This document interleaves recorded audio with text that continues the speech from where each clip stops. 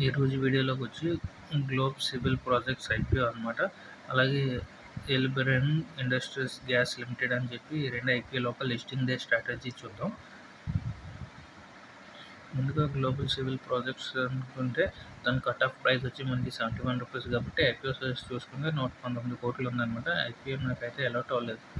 అది 4-5 అకౌంట్ల ద్వారా అప్లై చేసినా సరే నాకు అలాట్ అవ్వలేదు అనమాట. ఎందుకంటే చిన్న ఐపీఓ కాబట్టి ఫుల్గా సబ్స్క్రైబ్ అయిపోయింది. సో ఇది చాలా తక్కువ మందికి మాత్రమే అలాట్ అయింది. ఎవరికైతే అలాట్ అయిందో వాళ్ళందరికీ మంచి లిస్టింగ్ గెయిన్స్ వచ్చే ఛాన్సెస్ ఉన్నాయన్నమాట. సో ఐపీఓ పిఓ చూసుకుంటే 17.88 ఉందన్నమాట. సెక్టర్ పిఈ కూడా 17-18 ఉంది కాబట్టి ఇది వచ్చి 1 జూలైని లిస్టింగ్ అవుతూ ఉంటుందన్నమాట. దీనికి ఐపీఓ ఒక పాజిటివ్స్ ఏంటంటే ఆర్డర్ బుక్గా చూసుకుంటే 669 కోట్లు ఉందన్నమాట ఆర్డర్ బుక్. అలాగే మార్కెట్ క్యాప్ చూసుకుంటే 424 కోట్లు మార్కెట్ క్యాప్ ఉందన్నమాట. సో అట్రాక్టివ్గా తీసుకొచ్చారు అనమాట లిస్టింగ్ గెయిన్స్ గురించి.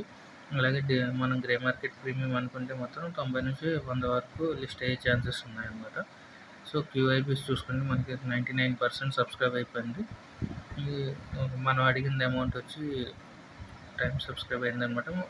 23 కోట్ల అమౌంట్ క్యూఐబీ అనుకుంటే మొత్తం ఓవరాల్గా 2374 కోట్లు మొత్తం కలెక్ట్ అయిందనమాట ఈ ఐపీఓలో, చిన్న సైజు కావడం వల్ల. అలాగే లిస్టింగ్ డే స్ట్రాటజీ కండిషన్ 1 ఏంటంటే ఒకవేళ కానీ 90 to 100 దగ్గర లిస్ట్ అయితే మాత్రం ఎవరైతే అలాట్ అయిందో వాళ్ళందరూ ప్రాఫిట్ బుక్ చేసుకుని ఎగ్జిట్ అయిపోవడం మంచిదన్నమాట. ఎందుకంటే మనకి లాంగ్ టర్మ్లో కానీ షార్ట్ టర్మ్లో కానీ పెద్దగా ఇంప్రూవ్ అయ్యే ఛాన్సెస్ కంటూ స్కోప్ కానీ లేదనమాట. సో మనం ఈ కండిషన్లో మాత్రం మనం బై చేసి లిస్టింగ్ డేలో బై చేసి ప్రాఫిట్ ఏం చేయాలనుకుంటే మాత్రం కష్టం అనమాట. రెండో కండిషన్ వచ్చి ఒకవేళ ₹85 దగ్గర కానీ మనకి ఓపెన్ అయితే మాత్రం ఎవరికైతే అలాట్ అయిందో వాళ్ళు రిస్క్ తీసుకోకూడదు అనుకుంటే 85 దగ్గర ఎగ్జిట్ అయిపోతే మంచిది అనమాట. ఎవరైతే రిస్క్ ఇన్వెస్టర్స్ ఉంటారో వాళ్ళైతే మాత్రం 85 దగ్గర బై చేసుకొని లిస్టింగ్ డేలో 100 వరకు హోల్డ్ చేసి 195 ఆ రేంజ్లో మాత్రం టార్గెట్ సెట్ అయితే వెంటనే ప్రాఫిట్ బుక్ చేసుకుని ఎగ్జిట్ అవ్వడం మంచిది అనమాట. మూడో కండిషన్ వచ్చి ఒకవేళ 80 కంటే తక్కువలో లిస్ట్ అయితే మాత్రం ఇది బ్యాడ్ లిస్టింగ్ అనుకుని మనం లిస్టింగ్ డేలో అప్లై చేయకపోవడం మంచిది అనమాట, బై చేయకపోవడం. Thank you.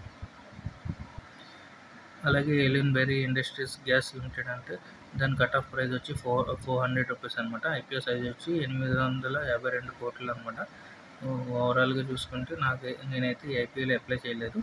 And IPO PE చూసుకుంటే మనం 67.69 ఉందన్నమాట. సెక్టర్ పిఈ చూసుకుంటే 50 ఉంది.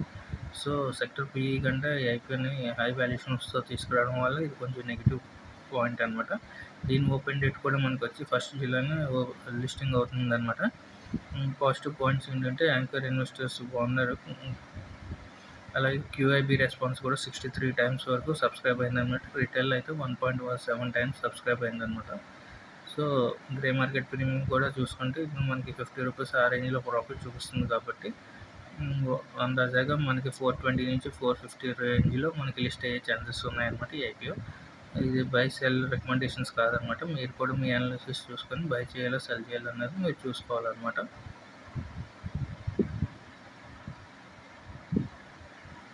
అలాగే లిస్టింగ్ డే స్ట్రాటజీ కండిషన్స్ ఏంటంటే ఒకవేళ లిస్ట్ కానీ 430 దగ్గర నుంచి 450 అయితే ఎవరికైతే అలాట్ అయిందో వాళ్ళు ప్రాఫిట్ బుక్ చేసుకోవచ్చు అనమాట. 450 దగ్గర కానీ లిస్ట్ అయితే మాత్రం మనకి కొనడానికి అంటూ పెద్దగా స్కోప్ ఉండే ఛాన్సెస్ ఉండవు. ఒకవేళ ఏమన్నా 420 దగ్గర కానీ 410 లోపల కానీ ఓపెన్ అయితే మాత్రం 450కి వెళ్ళే ఛాన్సెస్ ఉంటాయి కాబట్టి ఒకవేళ ఎవరైతే బై చేయాలనుకుంటున్నారో వాళ్ళు బై చేసి 450 టార్గెట్ పెట్టుకొని ట్రేడ్ చేసుకుంటూ వెళ్తే మంచిదన్నమాట. అలాగే మూడో కండిషన్ ఏంటంటే 400 కంటే తక్కువలో కానీ లిస్ట్ అయితే మాత్రం ఫ్లాట్ లిస్టింగ్ కానీ నెగిటివ్లో లిస్ట్ కానీ అయితే మాత్రం అవాయిడ్ చేయడం మంచిదన్నమాట. Thank you for watching.